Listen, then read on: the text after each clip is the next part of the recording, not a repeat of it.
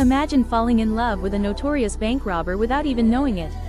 This is the story of Gloria Brock and the Dapper Bandit.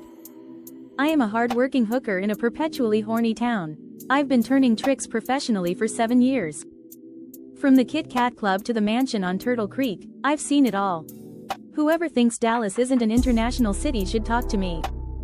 Have I ever been in love? Yes, I fell in love with a trick named Mark Reeves, the Dapper Bandit. Mark was the most notorious Texas bank robber since Bonnie and Clyde.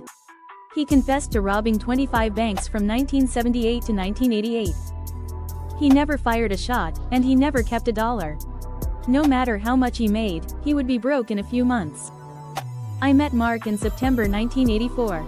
He was high on cocaine, and I usually stay away from cocaine calls.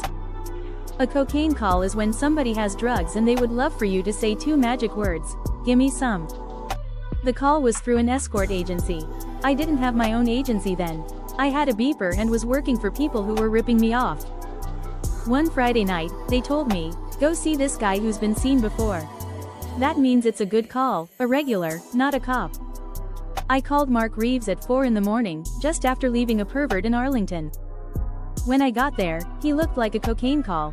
A guy about 30, living by himself in some boring apartment on Park Lane. He was the last guy you'd take for a notorious bank robber. But by the time we met, Mark had already knocked off at least 8 banks. We sat on the couch. I told him if he wanted me to stay, I had to collect first. We started making out. He kept going into the bathroom to do more cocaine. After an hour, I got up to go. He was tired and wired. He kept talking about race car driving. "I spend $3,000 a weekend racing cars," he said. He showed me some trophies. And he kept doing cocaine. The best thing about him? He didn't push the coke on me. He started in on his fantasies. "If I get good enough in racing, it would be really neat if you could come to my races, and we could be in love," Mark said. I stayed with Mark for about 3.5 hours.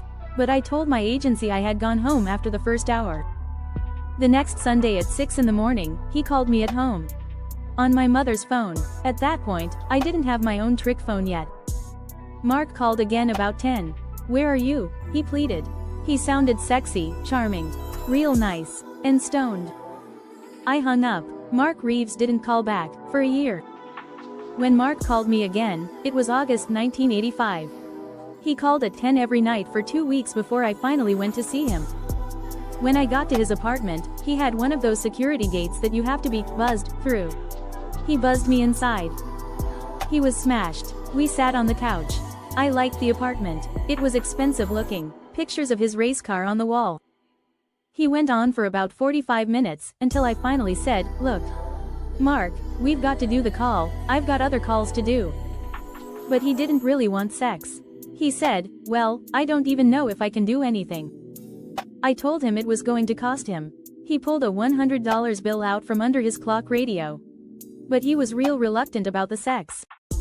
I took him to bed, got him undressed, and afterward he passed out cold. He was just so drunk and tired. I was ready to work.